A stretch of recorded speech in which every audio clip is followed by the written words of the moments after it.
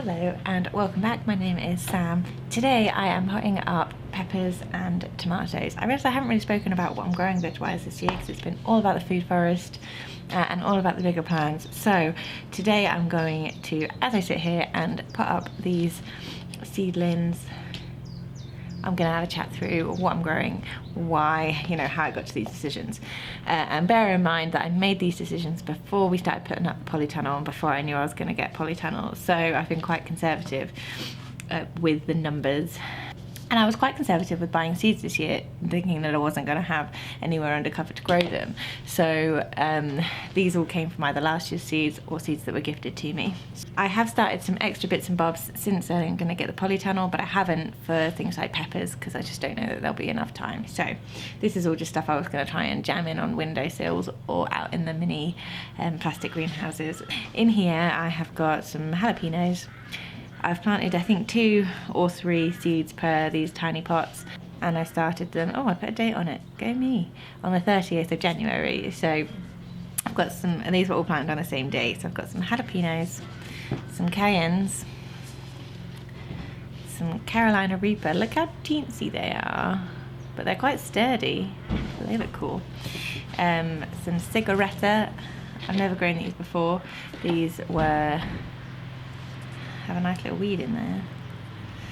These were a gift, the seeds were a gift, so we'll see how they go. Now the Anaheim, I've got one that's up and one that's just popping up in there. These didn't come up first time around. The seed was old and I thought I'd just give it a go. They didn't come up, but in one of these gift packs of seeds that I got for Christmas, there was another pack, a fresh pack of Anaheim, so I did re-sow those. So I'm not going to obviously try and pop this up today, I'm going to leave that in there. And then the other little tub is California Wonder, which is a sweet pepper, and the rest are all hot peppers. So I have started some more California Wonder sweet peppers seeds since knowing I was going to get the Polytunnel, but I don't know if they've got time. They've not even germinated yet, and it's towards the end of March, so I don't know how that will go, but either way I'm going to pop these up now and we'll see how we go. Tomato wise, we have, oh my lord, well, I didn't know that this looked like this under here. But nonetheless, these are all the tomatoes that I started, I reckon, end of February, perhaps early March. So in here I've got sweet millions. My plan for the sweet million was just to have these like in a pot outside my back door, and just so we could have them for snacking. So I didn't go nuts on tomatoes this year. If you watched last year, I had a bit of a blight debacle, which was realistically inevitable. If you live in North Wales, you're not going to have just like rows of beautiful outside tomato plants. It's not going to happen. They are going to get blight. Now I know that. So I adjusted my expectations for this year. Didn't start a crazy number of tomatoes and thought I would just dot them around, and anything that I got, great, and accepting the risk of blight. So it's one of these varieties. They are supposedly blight resistant. We'll put that to the test because I'm going to put those outside. And other varieties I'm trying this year, again, most of these have either been gifted to me or they're leftover seeds because I adjusted my expectations from last year. So I've got the Sweet Million, the Cerise, a Bloody Butcher, a Nagina, a San Marzano, and these are tomatillos on this far end.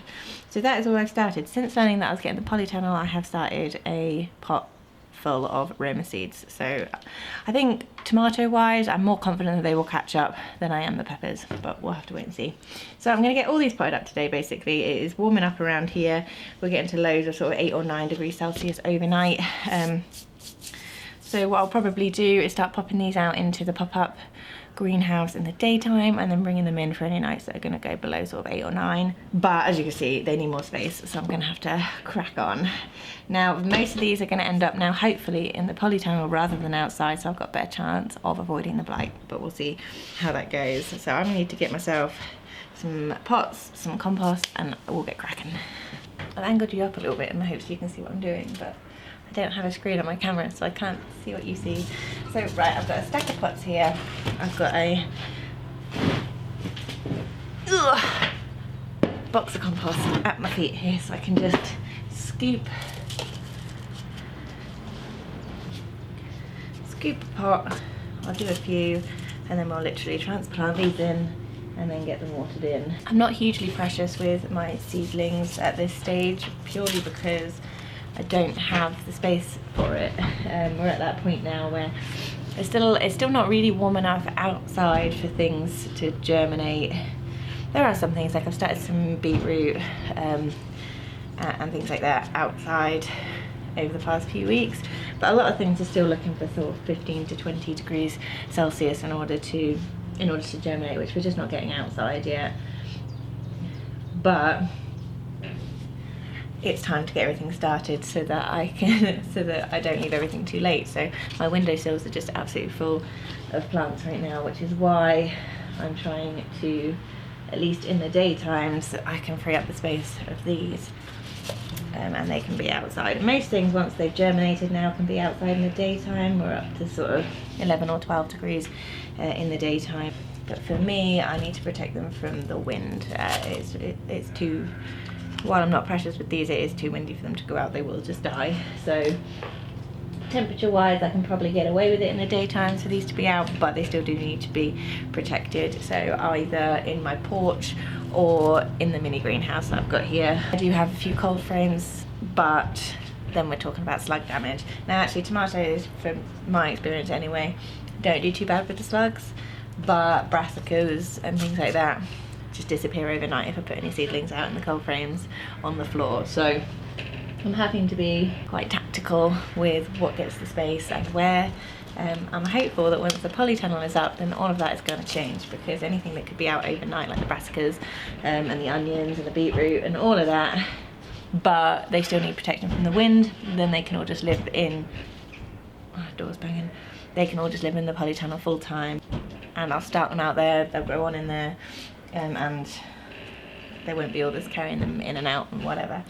But for these, I think what I'm going to do is find space within the mini greenhouse in the daytime, and then I bring them in overnight, and then they don't need any windowsill space, because all of that is being used for germinating things right now. Okie dokie, so what I'm going to do is take that door banging and drive me crazy. So as I say, I've got a little tub of Romas that have just started poking up, so they're not ready to be transplanted yet, but there are more tomatoes than this now. I actually just cannot believe the length of that root. So these seed trays are new to me. They are the Charles Dowding ones from Container Wise.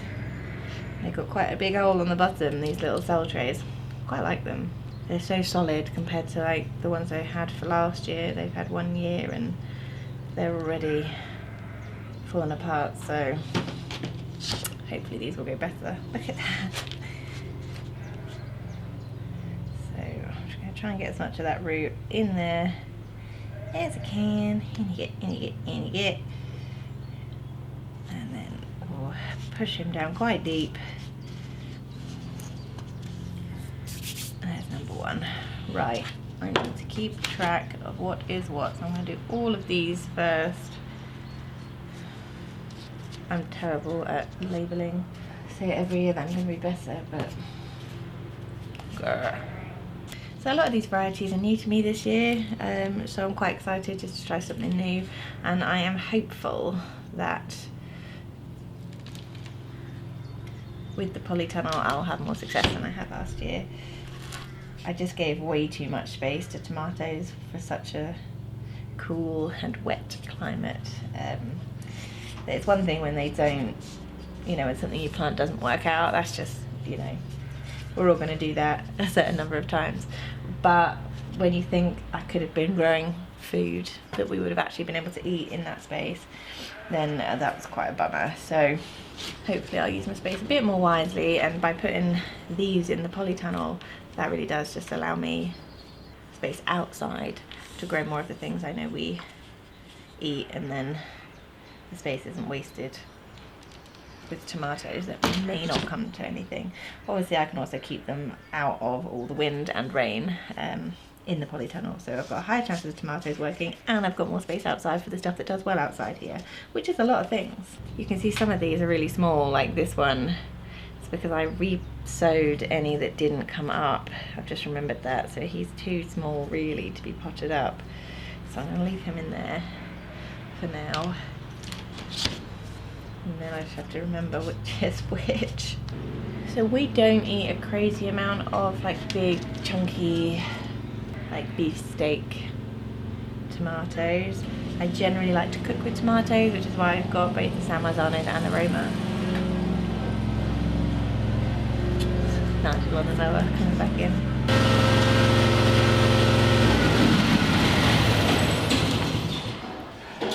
Hey! Hello. Did you win? Where's the trolley? Mostly. It's not very good. This one. Oh yeah. It's got my camera in it right now. You can have it. Hang on. I was just going to hook all the grass down there. Yeah, Nigel is a fan of like a plum or a cherry tomato, like small and sweet to go in salads and things, and I like to cook with tomatoes, so they're the main groups that I'm trying to grow this year. But then I also thought I didn't really like eating fresh tomatoes until I grew them and I tried my own, and you know, straight off the plant in the garden on a nice summer's day, and now I'm a convert. So I don't ever want to say like until I really know I don't like something, then I'll still give it a go. So I'll still try something new every now and again. And since I had these seeds already, I thought it would be crazy to not try a plant or two. That. It's a good looking tomato plant. Yeah, this is going to be home for these tomatoes until they are ready to go in the ground. So my plan for the polytunnel is to have in-ground beds. Everything I do here pretty much is in an in-ground bed, just because my soil is quite good. And at the end of the day I set up quite a lot of growing space in not a huge amount of time and with not a huge amount of money. Last year I just set up no dig beds straight on the ground that we had. And it's gone pretty well, so I'm continuing with that. I'm probably just going to put some no-dig beds with some wood chip paths into the polytunnel and really just try and maximise the space and get as much growing in there as I possibly can. It'll be my first year growing in a polytunnel, so I'm sure that I will learn things and do things wrong, but such is life, such is gardening.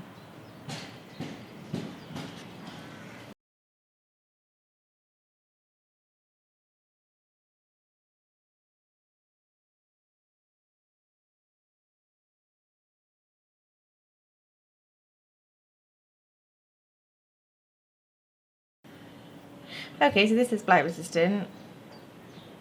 I got these from Premier Seeds Direct. Plum Nagina F1, blight resistant, the first truly blight resistant plum tomato variety we are aware of. Excellent crops of small plums, averaging 65 grams each, of excellent flavour. Perfect in salads and for cooking? Question mark. Indeterminate? Question mark. Okay, noted.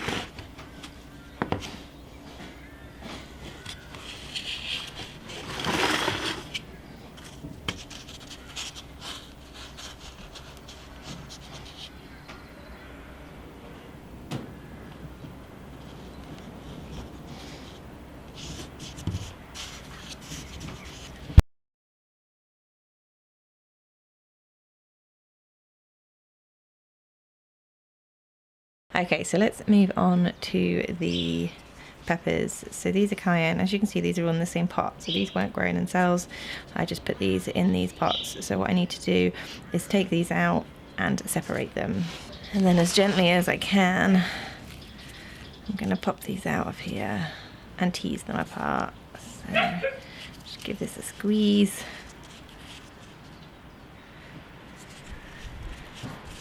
Let's see how tangled they are.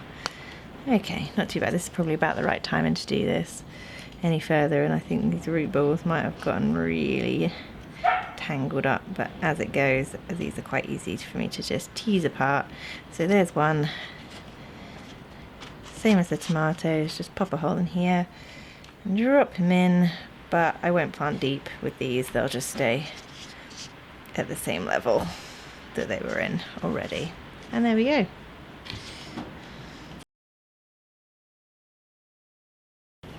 So I think for the peppers, from my experience, and I am by no means a pepper growing expert, they have last year stunted a lot more than the tomatoes did when they were exposed to cold.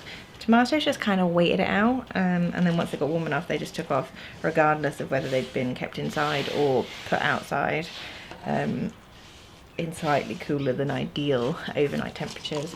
They just waited, whereas the peppers really did stunt for a while, and by the time they caught up, I didn't have enough time in the season for them to ripen. So I think I will baby these a bit more than I am the tomatoes, and I'll probably keep them on a windowsill for now, or at the most I'll put them out on the porch. Obviously the polytunnel's not up yet, and by the time it is, I would imagine it's probably going to take us another couple of weeks to get that done.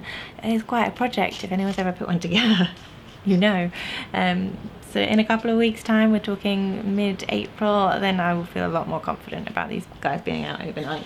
It is highly likely that we are past our risk of frost here now. Our last frost was about this time of year last year, but there is nothing below 6 degrees overnight on the forecast for the next 10 days. So I think, you know, it'd be very unlikely for us to get a frost beyond this point.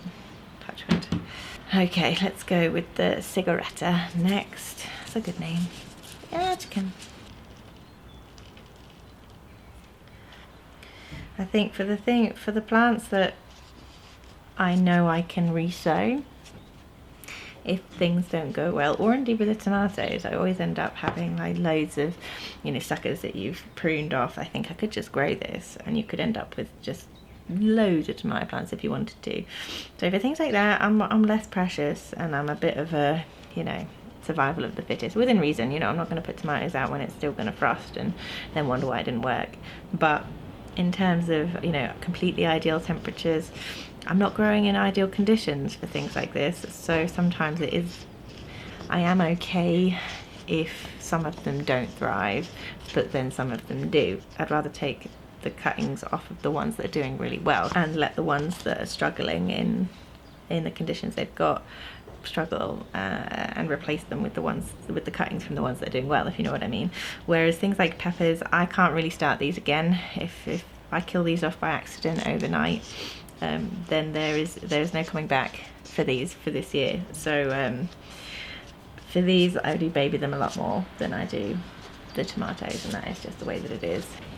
So yeah, things like brassicas and salad greens, well, they just get, you know, germinated outside in the cold, and if they make it, they make it, and if they don't, hey ho, I'll throw some more seeds in. So yeah, these guys are getting babied, especially when you think, like, I've got 2 of these. I've got 2 Carolina Reaper plants, so I don't have a lot of wiggle room on how these guys get managed. So I'm not gonna be treating them bad. I'm gonna be treating them as good as I possibly can. There'd be no treating these mean. Okay, I think that is everything potted up. I did end up putting the tiny ones that don't have true leaves yet into separate little pots. I hope I didn't do any damage to them, but I wanted that seed tray back. So I've done that. I'll take the tiny baby ones that don't have true leaves yet back inside, back onto the windowsill. Same with the peppers. They're going to go back inside. And then hopefully the polytunnel will be up soon, and they can all be going out there hopefully from within a couple of weeks' time. So there we go. Those are the peppers and the tomatoes that I'm growing this year. Hopefully the next time you see them, they will have filled out this space, and they will be looking fabulous. That is all the tomatoes and peppers that I have on the go at the moment, as I say, with the exception of some Roma tomatoes I added on since I knew I had the polytunnel. Most of these will end up in that polytunnel, all the peppers for sure. Most of the tomatoes, the blight resistant ones, I'm going to try outside just because I'm curious to see if that's going to work or not. And I will pop a couple of the determinate cherry tomatoes in some pots closer to the house, just for grabbing and snacking on, and having right there and available. So that's my plan. Doesn't look like a lot now, but it will fill out an awful lot of space in that tunnel once they get going. That's it from me today. I'll catch up soon. Cheers.